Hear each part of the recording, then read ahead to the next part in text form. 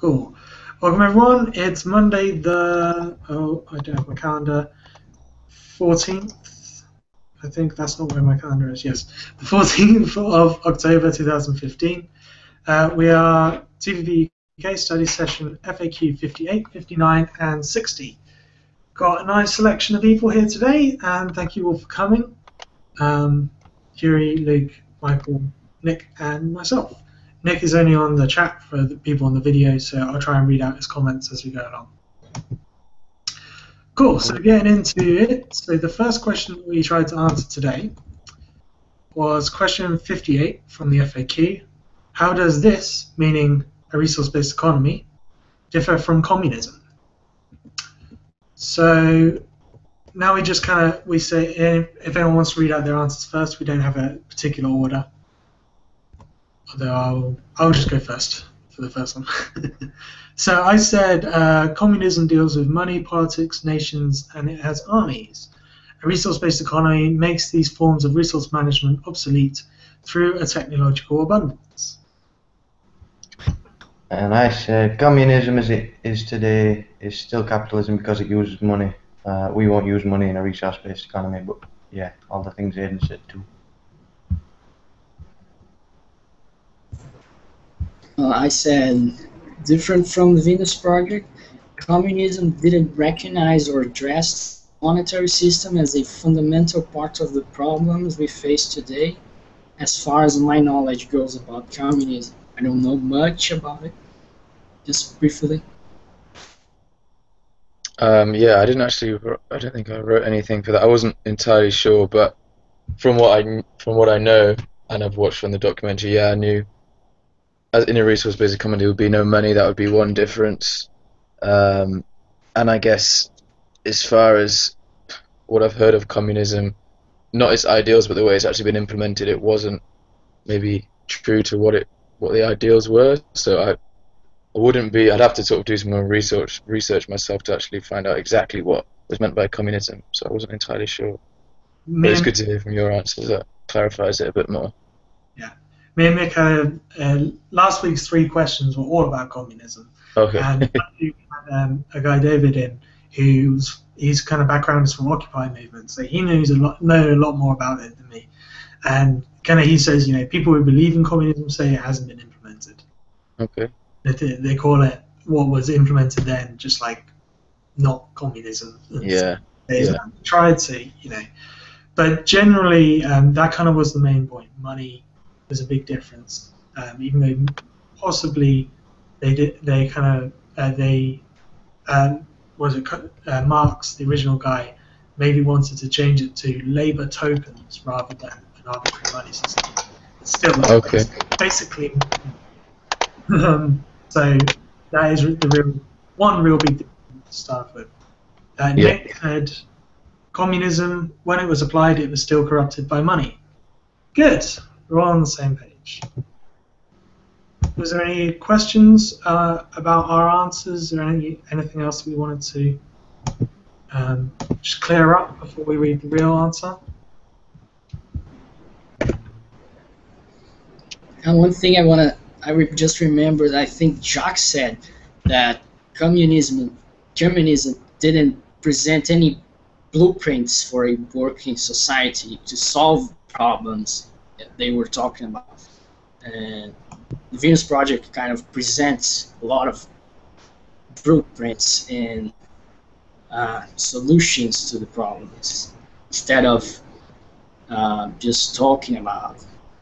I think it seems to be a difference. Very much.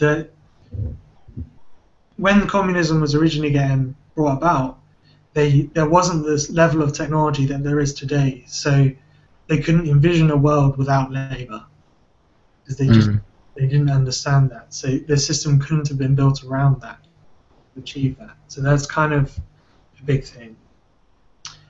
Okay, so what we do now is we read out the question as it says on the website, the answer as it says on the website, just to make sure that it says basically what we've said. Pick out any things that maybe we missed, or and then we can discuss if there's anything about that's been read out afterwards, and then we'll move on to the next question. Okay. Do you want me to do this one, Aidan? Yeah, if you want to do it. Yes, sir. Okay, so TVP FAQ 58, how does this differ from communism? While communism is a much more humane social system than we have today, we feel it does differ considerably from the direction we advocate. While Marx offered a bold new direction in his time, it falls far short of what can be accomplished with today's technology applied with human and environmental concern.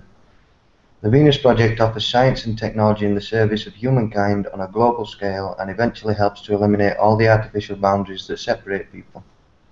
The system uses no money and makes goods and services available without a price tag, debt, barter, or servitude of any kind. If we use our technology intelligently, we can create an abundance of goods and services for the entire planet. We use machines and automations to produce and distribute all manufactured products, which will be available at distribution centers to everyone. The purpose of this high technology is to free people so they can pursue their own interests and fulfillments. We would surpass the need for human participation in the production of goods and services. There is no taxation or obligation of any kind. We advocate no government by human systems. They have always proved inadequate. Computerized systems and cybernetics would be applied to the social system and must comply with the carrying capacity of our global resources. The machine's main purpose is for the manufacturing and distribution of goods and services while maintaining a clean environment with service to all and profits to none. When people have access to resources, most crimes will disappear. The need for police, military and prisons will eventually vanish with it. Of course, this will coincide with the necessary changes in education. I hope this helps clarify some points. We realize this is a simplified description of how it differs from communism.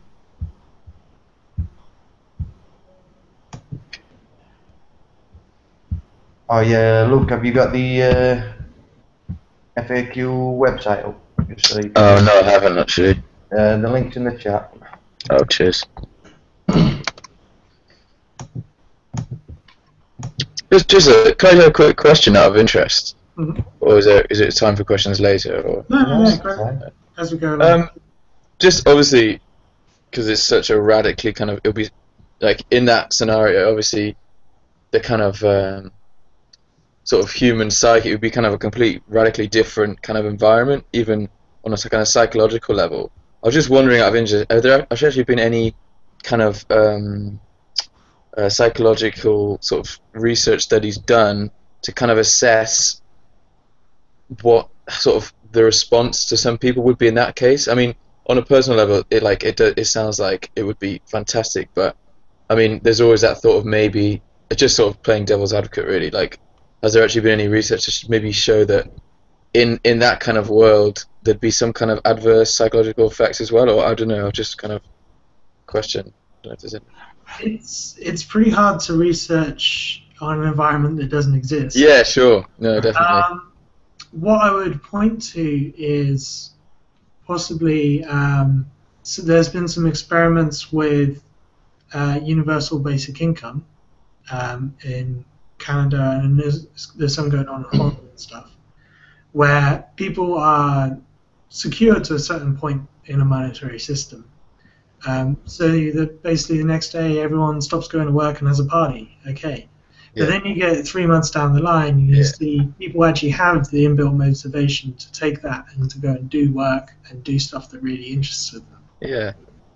And like I think the one in India that I watched a guy standing video.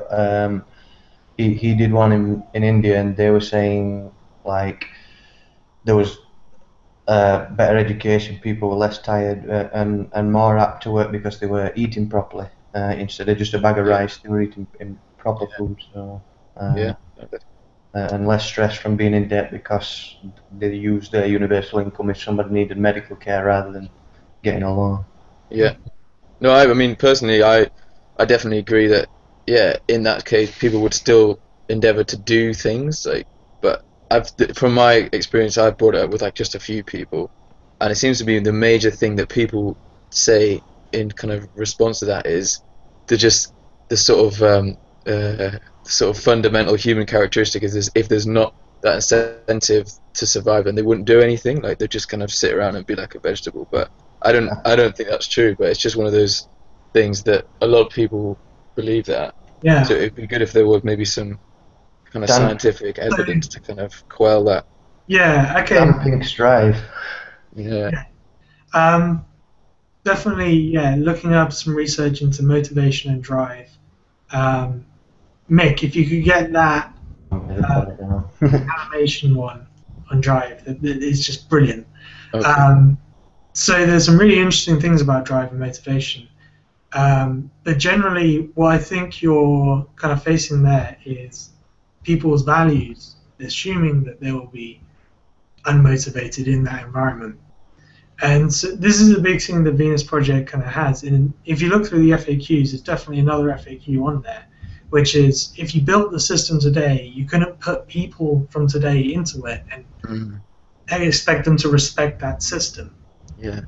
So what the Venus Project is really about is partly about this technology and kind of our place in relation to the Earth. But it's also about shaping the values of the people who live in that environment to be conducive to that environment, to be a healthy kind of all-round environment. Yeah. So it's not going to be people like thinking like us. Sure. There will be a change by the time we get there. That's why it's such a radical. Yeah, it's such a radical change. It's hard to kind of envision. And I guess, yeah. Now there'll be kind of steps, and if we get like an early experimental city, hopefully in my lifetime, there'll be people from today, and it will be more of a transition. We're slowly overtaken that way. But this is say why the Venus Project is really, really interested right now in doing a mass motion picture rather than necessarily getting the first city up and running, because they want to influence the values and the culture to make people more conducive to it. And that's really what we're kind of about here, which is, educating people, raising awareness as a team of supporters. Okay. That's really where the drive is at the moment, trying to change and open up people to the possibility of this kind of thinking. Yeah. Okay, cool. Thanks. Nick said, if everybody was encouraged to pursue their interests, there would be nothing to squish that enthusiasm. Yeah, no limits on travel and things like that. So. Yeah. It's a common thing that people say, and trying to find the right answer to it is kind of tricky, and you probably won't get it there straight away. Talking to people, the hardest thing to do is try and talk to people about it when you've only known about it for about 2-3 months, because you think you know it all, and then they suddenly stump you with a question you haven't asked yourself yet. Yeah. Then you kind of get bumped-headed. I did it a lot. I was really, really enthusiastic and kind of annoyed all my friends. So after 6 months, when I could actually talk about it, they wouldn't want to listen. Yeah. There's a 10-minute video in the chat, which is like a snippet of the longer version, which is also in the chat. Okay. Cheers. All right. Sorry, was that Hiro? You want to comment? Okay. Oh no, I was just going to say that Jacques says once that at some point when you inform yourself at some point about the society and you kind of try to move away from the society, you can only inform people, you can't communicate with them. It's harder to try to build a bridge and be on the same page, because you see the things in a very different way, and they see things in a different way. So you mean, yeah, and I guess people wouldn't respond as much to being informed rather than feel like they're being communicated with. Like, I guess it's kind of a balance. All right. Is there any kind of more on that? Should we go on to the next question? I kind of want to blast through this so we can really have an open. Luke, you can ask us anything that you like kind of time. Okay. So next one is, could you respond to the 1948 essay I sent you about Albert Einstein regarding his views on socialism? Or alternatively, how does TVP differ from socialism? So I said socialism is a type of politics that emanated in a period where the technological advancements which we have today make the possibility of producing an abundance possible. that is not a correct sentence, but I think you know what I mean. Therefore, it fails to use this technology to the best, instead remaining to rely on unnecessary human involvement in governments and manual labour. And I said, I'm not sure exactly how socialism applies. If you mean we will take care of everybody without a price tag, then yes, it's the same. But for now, there's still a price tag, so I would say the use of money is the only thing I know of that differs from socialism to TVP.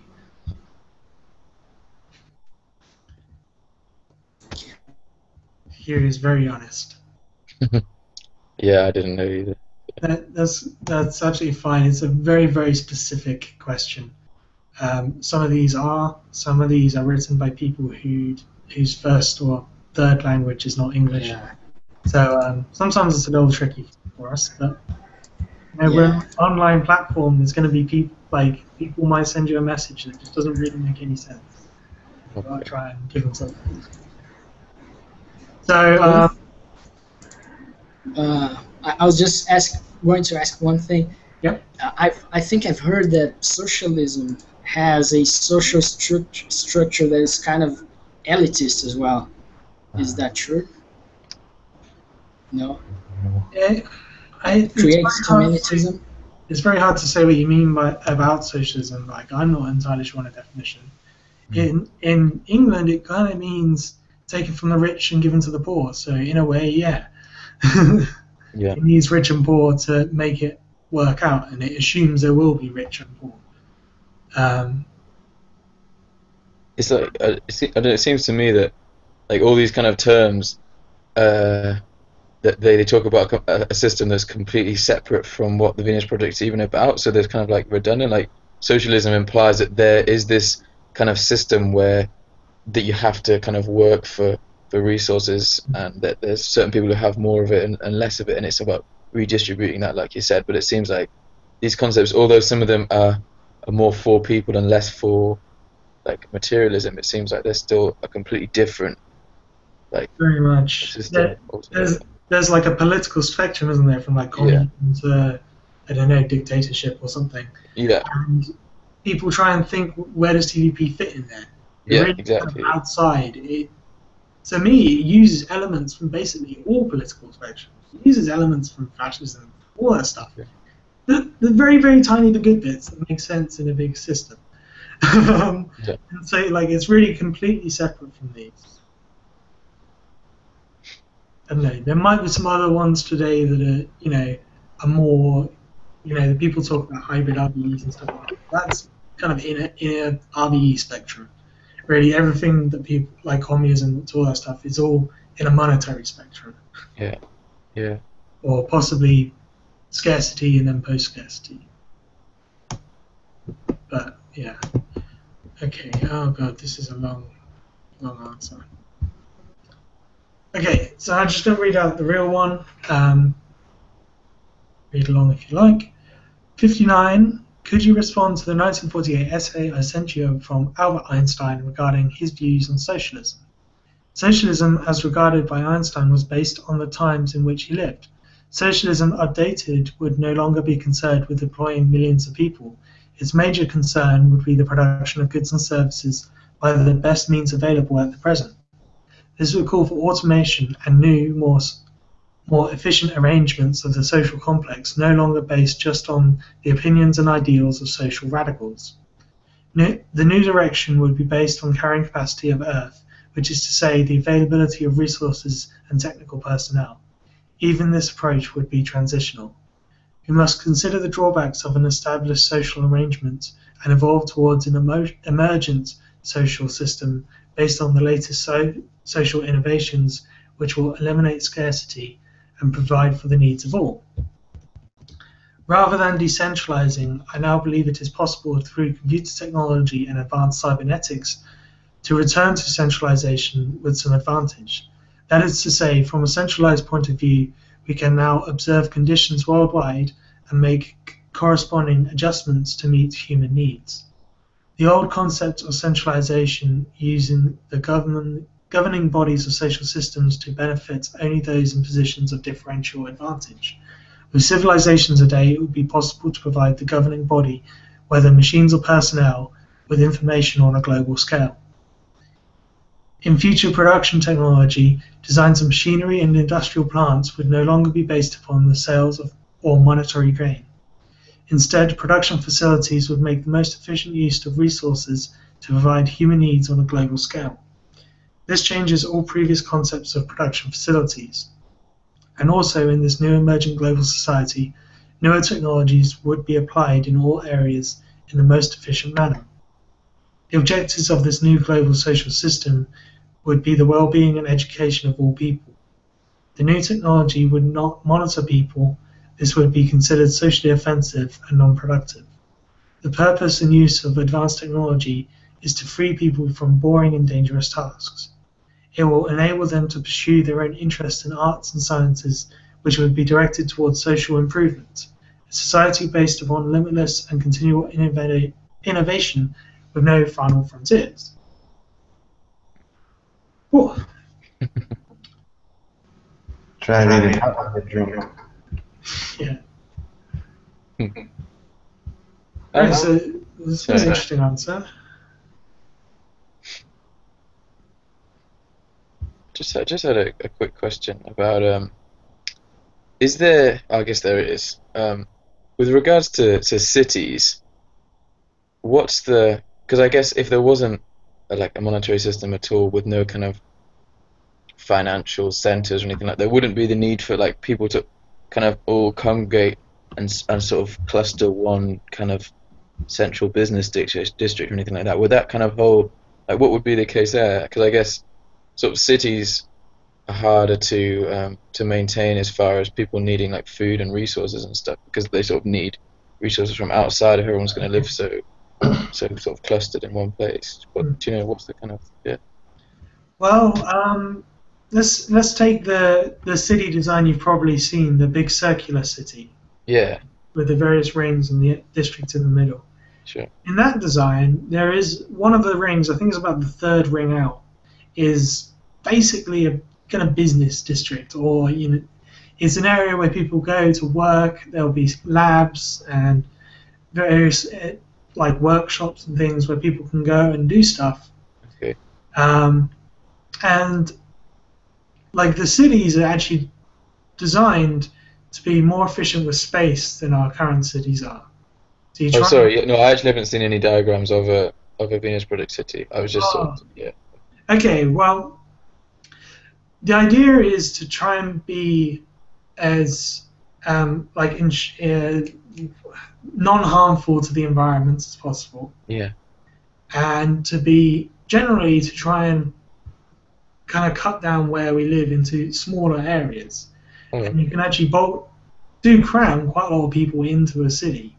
A lot more people than we actually get into some cities today, at least. Maybe not Tokyo level. But you can get a lot of people into a city. And as long as the city meets the needs of all those people, then being close together is actually quite good in terms of it gives you quick access to everything you need. Okay. Yeah. Sure.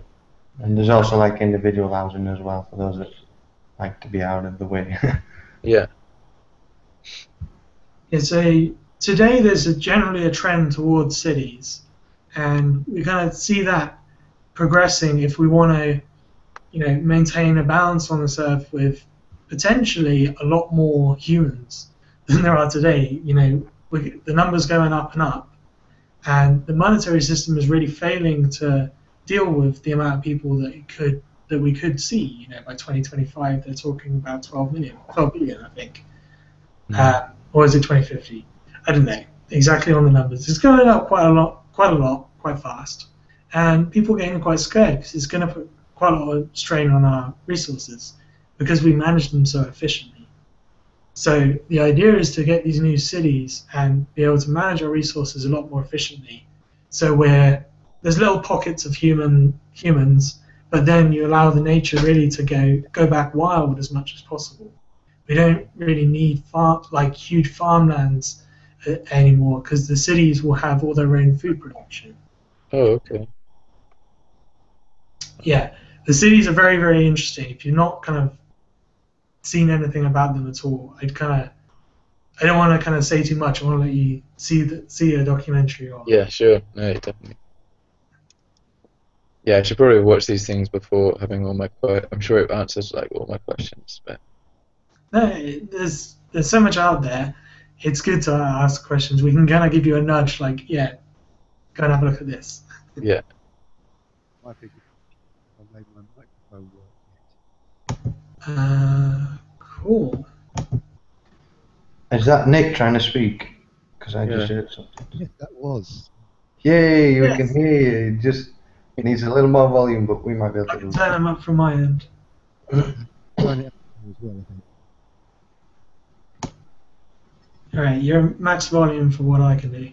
Okay, well, I can probably do more this end if I need to. How's that? Oh, that's brilliant, man. Yeah, I can hear you. Really? Awesome. Hi, guys. Hey, The technology malarkey, you can make it work.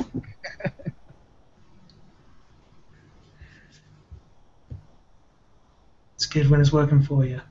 Indeed. The city thing, yeah, Luke, you must watch those. They're awesome. Okay. Yeah, I'll do that. Yeah. Just, I've not really used Google Hangouts. After the chat's finished, I'll still be able to see the chat box, right? Or On the right of the screen, yeah, like after we end the call, will I still be able to see the links you sent, or do I need to, will they disappear?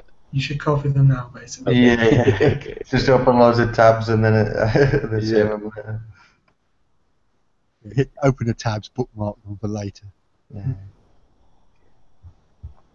I'll obviously on my to-do list, I'll try and get a camera sorted, and because I've got one on the other machine that would fall apart trying to do voice. Yeah, cool, man. Yeah, well, it's good to have you here. Do I see you've kind of got a background with Zeitgeist? Yeah, I discovered the Zeitgeist movement probably 8, 9, maybe even 10 years ago, and it just rang true of everything that had been bugging me all my life. You know, Yeah. that uncanny feeling that something was very, very wrong, and you know, bless him, Jack Fresco managed to vocalize the nagging doubt at the back of my head. So, you know, I've been pestering people for years about, you know, the resource-based economy is the way forward. You know, it just, well, the thing about, I think to me, the biggest thing about it is that it's an open way forward.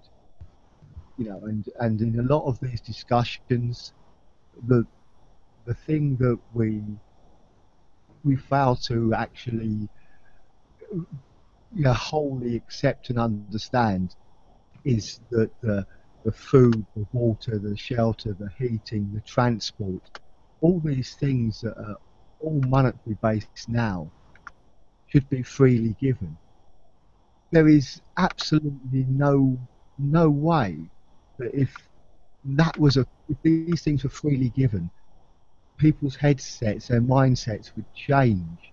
You know, a classic example recently, I feel, was last year in the UK, in the West Country, there was floods. Loads of them, all on the news. You had reporters there filming it. You know, you had David Cameron turn up and, you know, like, look at me, I'm wearing wellies and I'm going to help these people. And then obviously bugger off back to his mansion. If there were trains, you know, all sorts of transport put on that day, saying, get yourself to the West Country, help out. And it wasn't, you know, you could just get there. There would have literally been thousands of people there helping move sandbags, you know, because people want to help. Yeah, like in the floods of 2007, it was the same. Like in Rotherham, the nationalist scene is quite big. But in 2007, when the floods happened, people were inviting Muslims into the house, which wasn't normal for that area. But they like set the differences aside to help somebody. So it was pretty cool, man.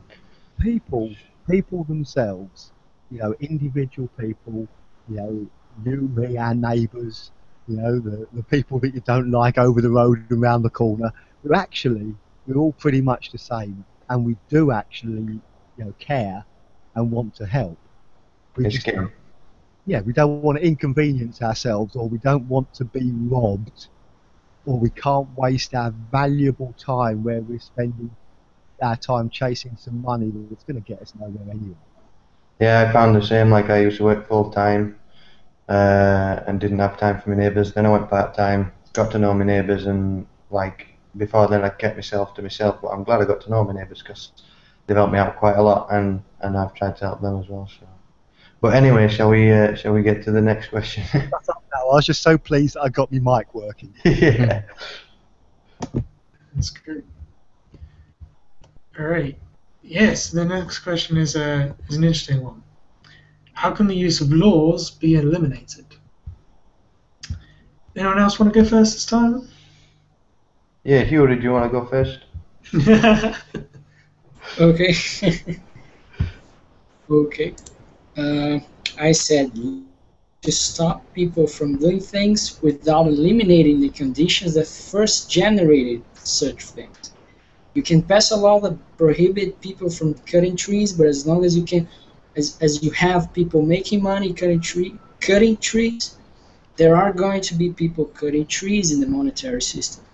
A law prohibiting people from going over 100 kilometers per hour is not going to stop some people from doing so, as long as their cars can still go over 100 kilometers per hour. So I would say we have to design conditions and devices that don't generate undesired behaviors in the first place. So, like, yeah, if the car can go over 100, yeah. I very much like that answer. Do you want to go, Luke? Yeah, so yeah, I guess it's the same thing. I mean, obviously, the conditions that you live in, grow up in, have a huge impact on your behaviors, the way whether that's in line with the laws or the laws are there to stop you doing things. For example, there are some neighborhoods, even in America, like the richest country in the world, where like the economies are some economies within certain communities are based on illegal trade like drugs and that kind of thing. I do think though there's a kind of that sort of age-old question of like sort of nature versus nurture, where I think in a society where there wasn't a need to do things that were negative, that would negatively impact other people, then that would mean there wouldn't be a need for certain laws. But I don't know enough of it, but I think even just within nature, naturally, there would still be some people who would be more inclined to just harm other people. Like there would still be, for example, like pedophiles. That's something like that. I don't think that's a product of the environment, or maybe it is, or like just certain like psychopathic behavior, which I think a lot of it is to do with the world that we live in, but I don't know whether it's all to do with that, whether some of it is natural or. I know what you're trying to get at. Let me give you a specific example. There's a guy in the US who had I think he was a construction worker, had a bit of an accident. Basically, a pole kind of went through his brain. Yeah. Oh yeah. Yeah. Of his frontal cortex. I heard this one. Yeah. He went on to kill a whole bunch of people, and then they put him in the chair and killed him. Yeah.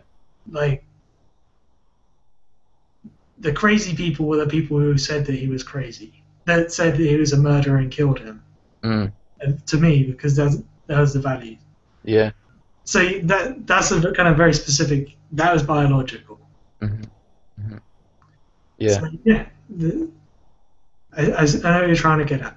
You have to count for those kind of things. Yeah. TVP Education Channel should have Robert Sapolsky's behaviour lectures in. There are a list of 25 lectures of about an hour and a half, which is a long time, but they're brilliant. Okay. So and they give you a bit of clarity over human behaviour. But I think within the Venus project, within this system, you can have paedophiles and rapists and murderers, but we're not looking to why they became paedophiles, murderers, etc. Whether it was genes, whether it was environment, etc., etc. So within the Venus Project, I think, like whenever I've discussed it, it seems everybody agrees that it'll be generations before certain behaviours ever slow down.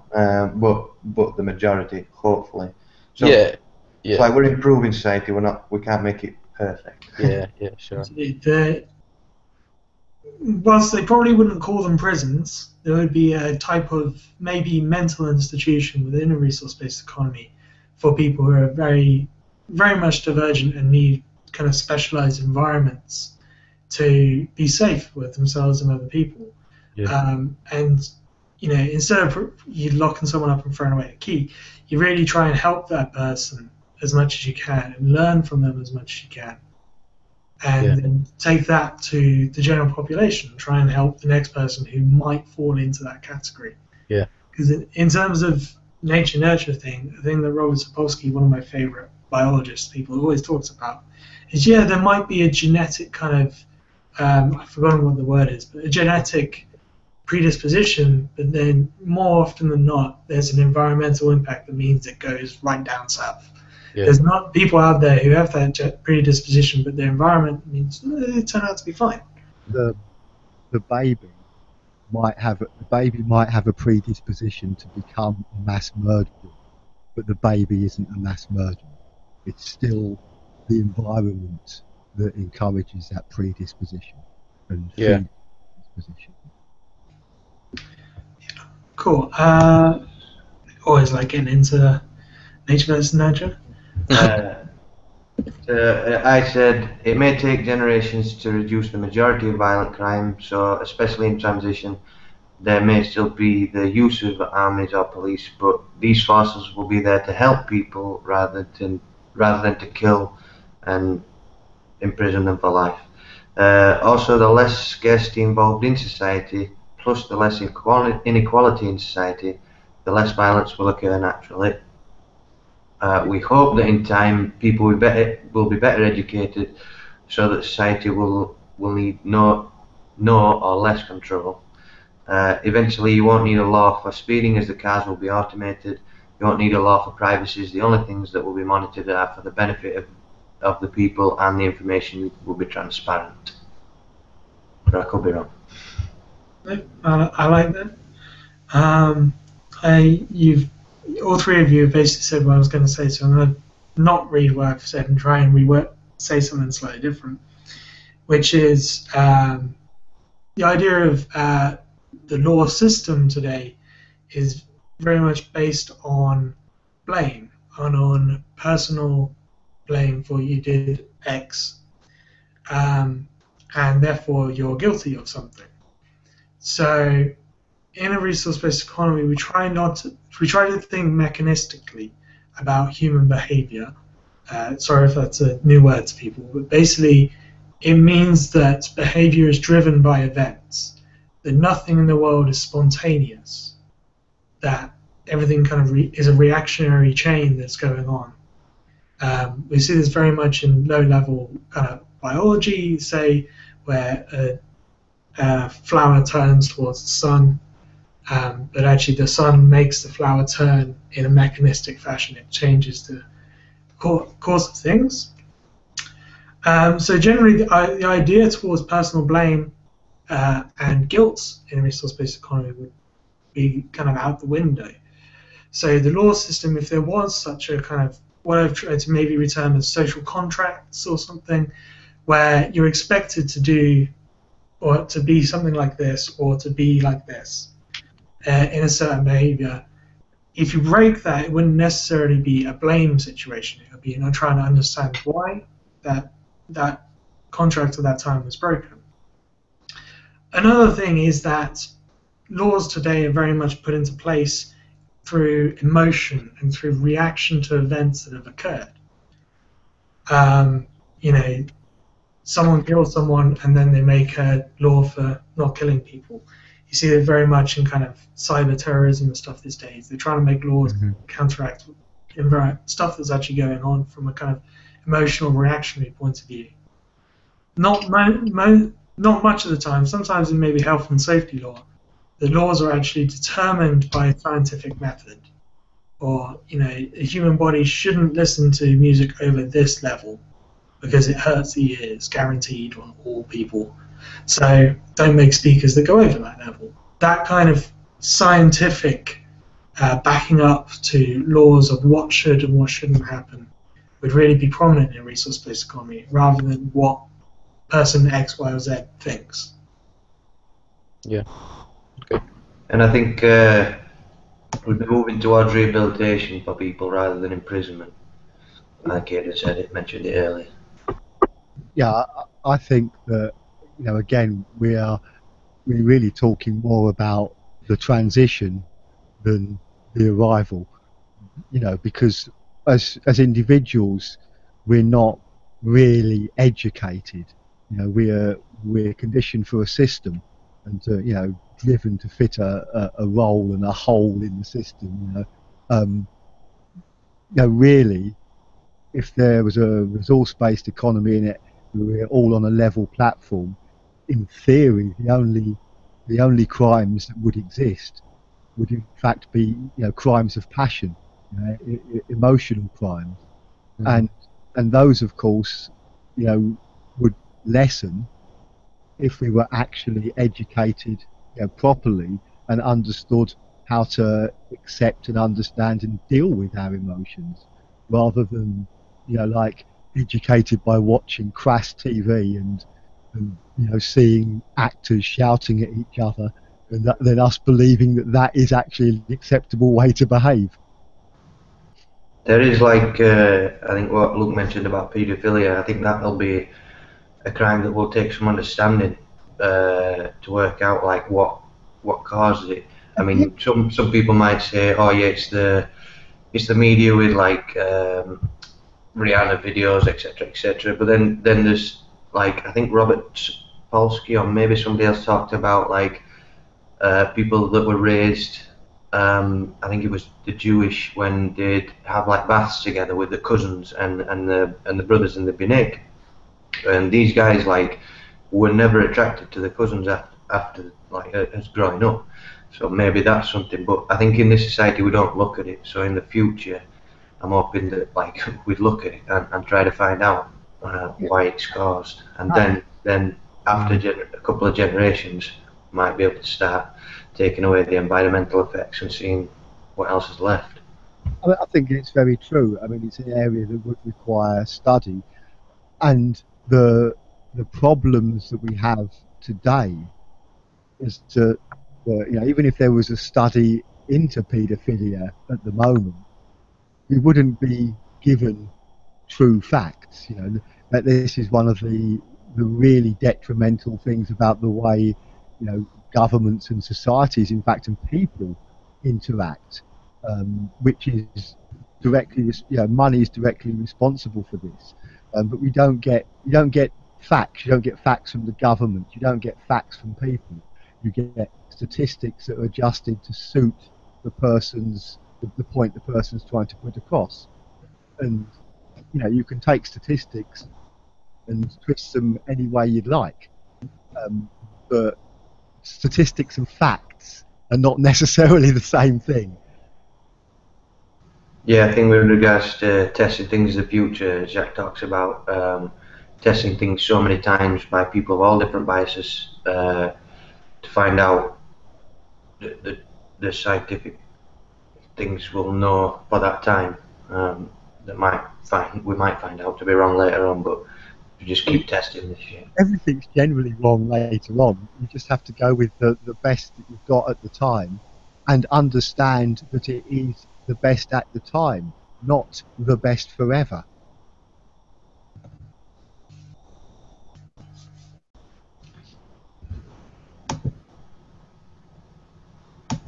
Right, should we read the real answer?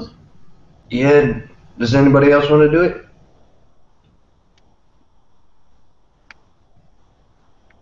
I don't mind doing it if anybody else doesn't want to. Maybe tag me over halfway. It is quite a long one. Yes, so TVP FAQ 60. How can the use of laws be eliminated? Today we try to control human behaviour by enacting laws or signing treaties without changing the physical conditions responsible for aberrant behaviour. When Earth's resources are seen as the common heritage of all people, irrelevant laws and social contracts will vanish. In a resource-based economy, social responsibility would not be a function of artificial laws or force. Safeguards against abuse could be designed into the environment. An example of this is the proposed designs of cities where people have free access to resources without debt. This would eliminate theft. Such measures are not a matter of passing and enforcing laws to prevent and punish abuse, rather they are a means of designing the flaws out of any social venture, thus eliminating the need for many laws. We are proposing doing away with the systems that cause corruption and human suffering in the first place. In a city with safe, clean mass transportation, we do not need police to monitor drivers' speed, behaviour at stop signs or proper papers. Other examples are the air and the water. Although both are necessary to our well-being and survival, there are no laws regulating how many breaths are taken per hour because we have such abundance at this time. No one monitors a gushing spring to see how much water is taken from it, although fresh water is absolutely necessary for the support of life. If it is abundant, no one monitors it. I must emphasize that this approach to global governance has nothing in common with the present aims of an elite few to form a world government with themselves at the helm and with the vast majority subservient to them. This newer vision of globalization empowers every person on the planet to be all they can be without living in abject subjugation to a corporate governing body. A society with human concern designs out laws and proclamations by making all things available to all people, regardless of race, colour or creed. When governments make laws, we are led to believe that these laws are made to enhance people's lives. In truth, laws are byproducts of insufficiency. The question is, can we grow beyond thinking that someone has to make decisions for us? A better understanding of natural law involves human relationship to the environment, which supports all life. All of nature is subservient to natural law. Natural law cannot be violated without serious consequences to individuals or society. Natural laws dominate all living systems. For example, without water, sun, or nutrients, plants and animals die. An environment of scarcity, hunger, and poverty is a threat to everyone. Cool. Oh. Any thoughts about that, or anything else we talked about today, or just any old subject? Just another quick question. Again, this is probably definitely answered in the documentary.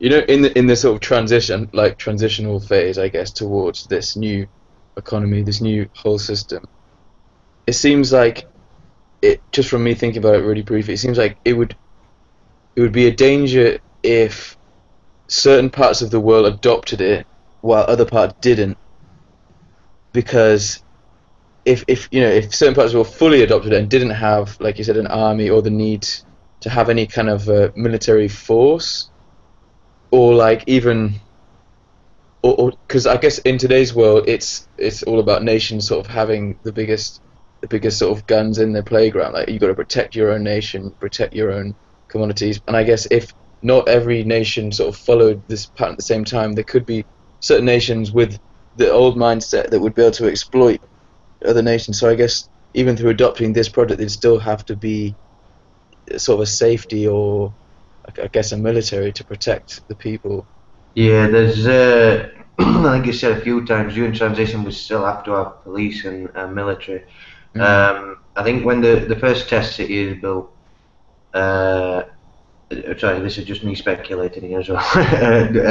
When the first test city is built, I think you will have to keep people out. The scientists and the technicians are the guys that go in, check what works, what doesn't work. And this is why resource-based economy has to then move to, after the test city, going global as soon as possible, because everybody's going to want to get in. But instead of just shooting the people that need help, I think the armies would be there with like as much food and water as they could possibly give. You know, just like here, let's fucking help the people rather than shutting them all down because they want to get to somewhere where they can survive. And then I think when it comes to, in regards to putting things in place, like building test cities across the world, I think we just, one of the things I always look at is the World Cup, when a team of people from each country goes to one place for the moment to do sport, to play a game. I think in the future that you'd have a team from every country going to every test city to learn how things work, to send the data back to their country, so that their country could then build it. And I'm guessing things will be quite transparent, but I don't know for sure. And I'm just speculating. Yeah. Yeah, exactly how a transition goes, and you know, if we get a partial part, like part of the world kind of signs up, the other half, or whatever, 2/3 or something, is still kind of, then yeah, there can be some problems. Jacques talks about an army of bridge builders, you know, sending out people to try and make the bridges with these other nations, because if it doesn't become global, it's failed. Yeah. But generally, in the way that it works, you can't have a partial resource-based economy. Yeah. In a global economy, which we just are, even though we're kind of separated out, we're in one global biosphere. Yeah. And what affects each other is really important. And with a resource-based economy, it'll always be trying to give something to someone so that they can come in. You know, we try and provide things to people. I'm not sure, this is going to be the tricky part. It's going to be a line, because at the moment, say the technologies that Jacques has designed and stuff is kind of conceptualized, but the real engineering stuff is there, but it's hidden. And not many people have access to it at all, because it could be used and twisted to support the monetary system as it is today, and that's what Jacques feels. So, you know, when they get to first system, how open is that city going to be to people who want to investigate what's going on and use it differently? That's going to be very, very hard, and not an easy answer for that. The transition's always going to be the complex part of this, but you know, even in the last few things people have said, you know, we talked about, you know, transparency, and we talked about, like, you know, the fact that we are in fact on one biosphere even though we're separated. You know, well, when we don't have to talk about transparency because we are transparent, when we are no longer separated, a lot of these, you know, issues just dissolve. You know, I mean, if we replaced, if it was, you know, if every head of state, if every political leader, you know, on the planet right now was actually a member, you know, of the Venus Project, amazingly the transitions would suddenly start to happen.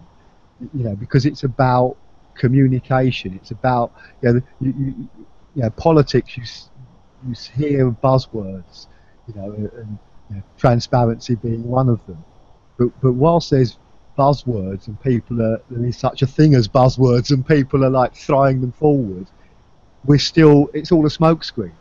You know, what we need genuine, you know, openness and honesty. You know, a genuine level of education and understanding where the majority of the people accept that we live on one planet, and you know, we need to share the resources to improve life for all of us. And it's as simple as that. Once that's the norm, you know, a lot of the things we want to achieve here just start falling into place because of the heightened level of awareness and understanding. I think as well, when it comes to transition, and speculating again, so I don't know, but I'm sure somewhere it's mentioned that like obviously the test city, we don't know where that's going to be built. It could be anywhere. It could be in a westernized country. It might be South America. We don't know. But once that first test city is built and they've got the majority of what works up to then, obviously things can be updated later on. I think it was mentioned somewhere that they'd go to the poorest countries first to try and fix them, because like and this is just me. Say if they built a test city in the UK, and I'm alright to live in the monetary system still, then I don't mind staying outside of the test city until like they build more, or they've shown that it works, and think like maybe let the refugees that we've got in the country into the test city, and everybody else who's living comfortably like just waits, is like back of the queue sort of thing. So I'd speculate. I'd hope that like the poorest countries went first, because then there'd be less resentment, or I think there'd be less resentment. Yeah, I have again completely speculating. I kind of think it might be today's third world countries that become the first RBEs, because the technology that's available today is transcending the old need to have these big institutions in place. Like, I don't know, just a super low level example, but in Africa they don't have landlines, so they don't have BT. They only have mobile contracts because they don't have no one wanted to put in all the copper wire, and the technology's now gone past that. So they've skipped over that, and they don't have these giant institutions. They do have Vodafone, but as we kind of get there, and the technology is becoming more and more affordable and accessible to all, we could see it in that way. But dealing with the counterbalance to that is being there for 6 months. It would be very, very hard to try and get people, at least that I met when I was in Africa, towards this mindset. Yeah, definitely. I mean, similar experiences for me as well. There's so many different kind of cultures around the world. It would be so hard to bring everyone up to the same kind of agreement level, because psychologically the world is like completely different, sort of similar to material ways. Yeah, I was just thinking, I was in Madagascar and people were cutting down trees for their canoes. Fair enough, they've been doing it for years and years and years, and generally it's not too bad for the forest. Yeah. There's other things that's going on that's doing the deforesting, but for their canoes it's generally okay. But I was thinking, okay, say we could make, plastic canoes out of recyclable free and just give it to them. How would they react? And I just generally would think they wouldn't have reacted very well to that kind of, hey, why don't you do this? And that's probably just mistranslation. My culture to their culture is very, very different. So in the middle ground. Yeah, could be somewhere, maybe somewhere like Iceland. Yeah. Sorry guys, I actually have to go right now. I have to cut it short. But it's been really good. I really enjoyed it, and I'll definitely watch all those links you guys sent, and I won't have so many questions next time. Pleasure. Well, all right. Don't burn out. Rush through them all. No, sure. Yeah. And we do these every Monday. So if you want to come back, if you want to take a week off and then come back, it's absolutely whatever. All right. Just try and message the page on the Monday, and I'll share out the link. Okay. All right. Thanks a lot, guys. See you later, Luke. Take care. Bye. All right. I'm going to stop the broadcast because I think we're generally done.